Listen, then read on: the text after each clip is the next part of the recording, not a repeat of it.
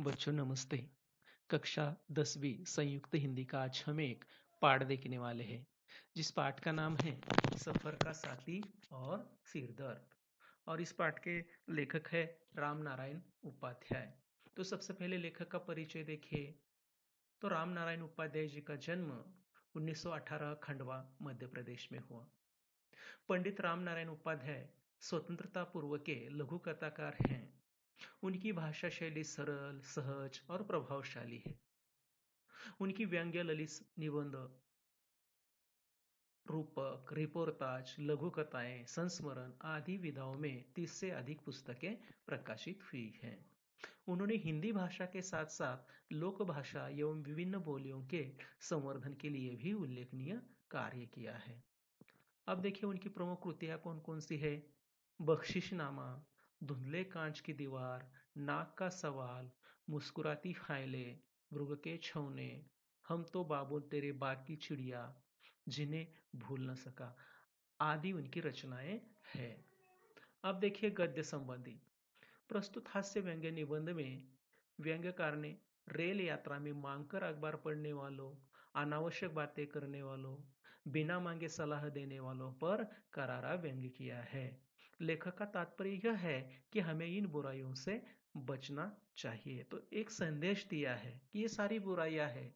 अगर आप सफर कर रहे हो तो किसी से अखबार मांग कर पढ़ते हो, अनावश्यक बातें करते हो या बिना मांगे अगर आप सलाह देते हो, तो इसे क्या कहा है, इसे लेखक ने बुराइयां कहा है और इनसे बचने का संदेश उन्होंने इस पाठ के माध्यम से हमें दिया है। तो आइए बच्चों देखते हैं पाठ सफर का साथी और सिरदर्द। मुझे अकेले यात्रा करने में आनंद आता है। इससे चलती रेल में से पैरों के नीचे से निकल जाने वाली नदी में कल्पना में डुबकी लगाने, जो पास लगते हैं उन वृक्षों के निरंतर पीछे छूटते चले और जो दूर है उन भागते वृक्षों का साथ निभाने में बड़ा मजा आता है। तो लेखक कहते हैं कि अकेले यात्रा करने का मुझे बहुत ही आनंद मिलता है।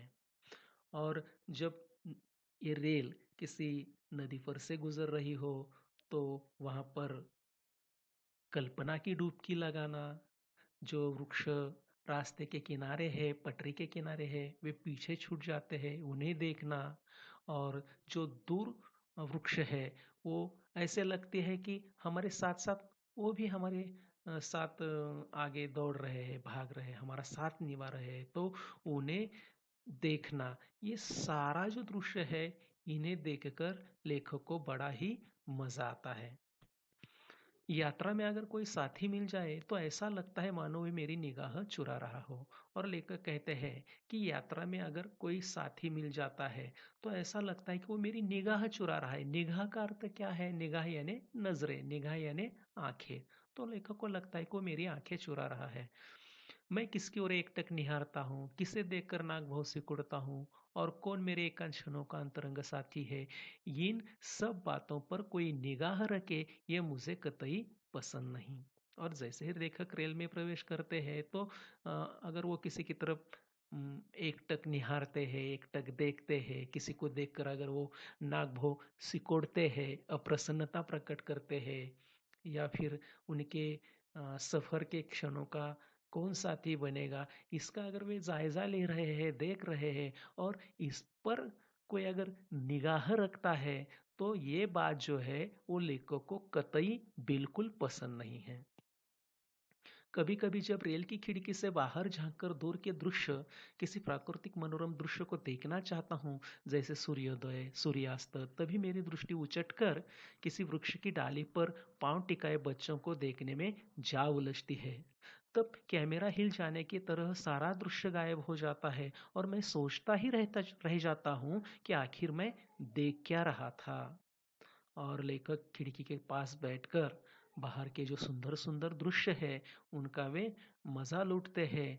प्रकृति के जो सुंदर मनोरम जो दृश्य है उन्हें भी देखना चाहते हैं। जैसे कि उदाहरण के तौर पर उन्होंने कहा है कि सूर्योदय देखना चाहता हूँ, सूर्यास्त देखना चाहता हूँ, और फिर अचानक मेरी जो दृष्टि है वो कुछ लड़कों पर टिक जाती है और जैसे ही कैमरा हिल जाता है और सारा दृश्य गायब हो जाता है, उसी प्रकार से मेरी आंखों के सामने से वे सारे दृश्य गायब हो जाते हैं, ओझल हो जाते हैं। और फिर लेखक सोचते हैं कि आखिर वो क्या देख रहे थे। कभी कभी मेरी दृष्टि नदी के किनारे के सौंदर्य को निहारना चाहती है। इसी बीच जैसे आंख में कंकरी गिर गिर जाए, ऐसे रास्ते में पहाड़ी के आ जाने से सारा दृश्य चौपट हो जाता है। तो यहाँ पर लेखक कहते हैं कि मैं नदी के किनारे का सुंदर दृश्य जो है उसे निहारना चाहता हूँ, देखना चाहता हूँ, और उसी समय अचानक बीच में पहाड़ी आ जाती है और वो जो सारा दृश्य है वो चौपट हो जाता है।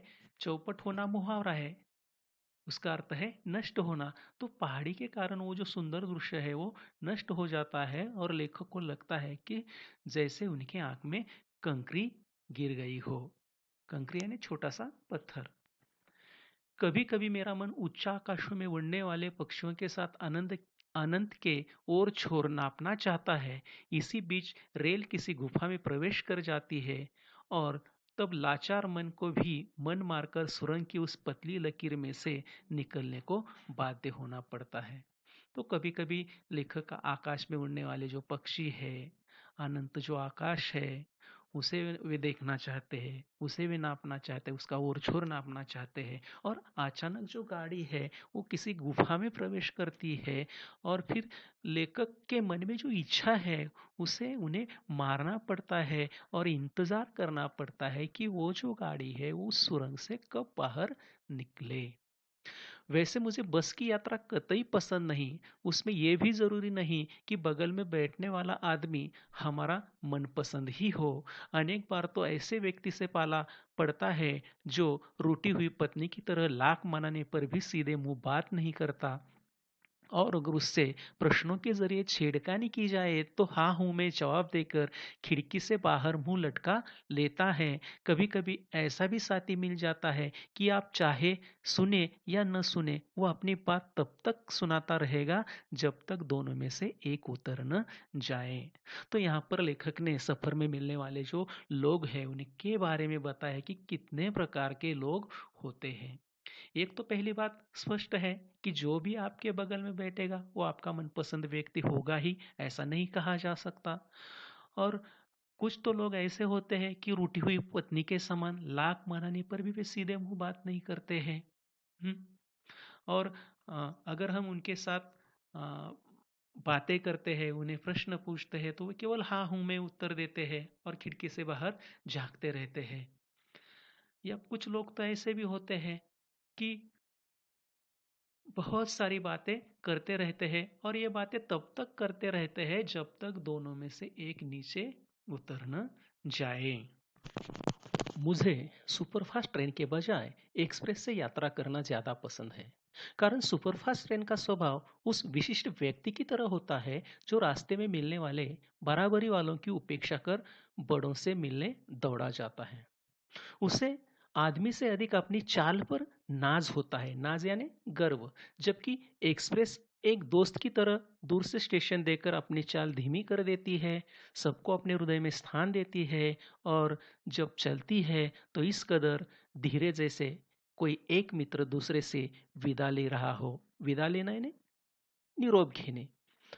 तो यहाँ पर लेखक ने सुपरफास्ट ट्रेन और एक्सप्रेस ट्रेन में जो फर्क है वो यहाँ पर बताने का प्रयास किया है कि ये जो सुपरफास्ट ट्रेन होती है वो बराबर वालों की उपेक्षा करती है, अवहेलना करती है और केवल बड़ों से मिलने के लिए दौड़ी रहती है, और उसे अपनी चाल पर भी बहुत गर्व होता है, नाज होता है। लेकिन ये जो एक्सप्रेस ट्रेन है वो सबका ख्याल रखती है, सबके लिए अ, उसके हृदय में स्थान होता है, सबकी वो कदर करती है, और इसीलिए लेखक को ये जो एक्सप्रेस ट्रेन है उससे सफ़र करना अच्छा लगता है। अपने को तो भाई साहब रेल की खिड़की से दुनिया देखने में बड़ा मज़ा आता है। ऐसा ऐसे लगता है जैसे शीशे में से डिब्बे वाला बाइस्कोप देख रहे हो। तो यहाँ पर जो चित्र आपको देख रहे हैं बाजू में, वो कौन सा चित्र है? तो बाइस्कोप का चित्र है। और बाइस्कोप का अर्थ है कि पुराने समय में वो बड़ा डिब्बा जिसमें चलते हुए चित्रों और संगीत के माध्यम से मनोरंजन किया जाता था, और उसे ही क्या कहते थे? बाइस्कोप। तो यहाँ पर वो जो लड़की है ना, वो देख रही है अंदर, जो चित्र है वो देख रही है। तो लेखक यहाँ पर कहते हैं कि अ, खिड़की से बाहर की दुनिया को देखना मुझे अच्छा लगता है, और मुझे ऐसा लगता है कि मैं बाइस्कोप देख रहा हूँ। लेकिन कोई देखने दे, तब तो जैसे ही अपने पाँव रखा और अपनी सीट पर बैठे कि सामने की सीट पर बैठा यात्री आपके झूले में से झांकते अखबार की ओर देखकर पूछेगा, क्या मैं इसे ले सकता हूँ? मतलब कि ये सुंदर सुंदर दृश्य लेखक देखना चाहते हैं, लेकिन हमारे बगल में बैठे वाले जो लोग हैं वे हमें वे सुंदर दृश्य देखने नहीं देते हैं। तुरंत वे हमसे अखबार की मांग करते हैं, समाचार पत्र की मांग करते हैं। भले ही आपने उसे अभी-अभी खरीदा हो और उसे खोलकर पढ़ना तो दूर, पन्ने पलटकर भी न देखा हो, लेकिन आपके उत्तर की प्रतीक्षा किए बिना अखबार सामने वाले के हाथों में होगा। और जो रेल में आसपास बैठे हुए जो लोग होते हैं, वे किस प्रकार से परेशान करते हैं, उसका एक अच्छा उदाहरण यहाँ पर लेखक ने दिया है। कि आप समाचार पत्र पढ़ रहे हो, वे आपको मांगते हैं और बिना उत्तर की प्रतीक्षा किए वे आपके हाथों से आपका समाचार पत्र छीन लेते हैं।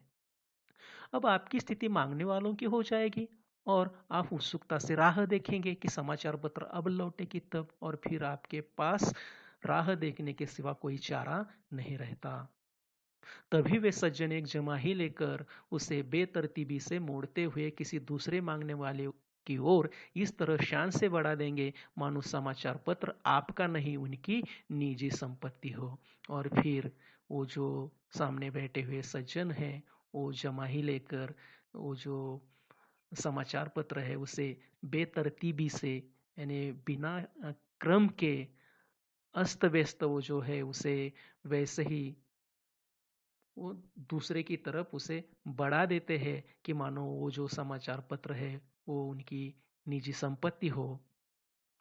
देखते देखते समाचार पत्र के पन्ने एक दूसरे से जुदा होकर पूरे डिब्बे में चक्कर काटने लगेंगे।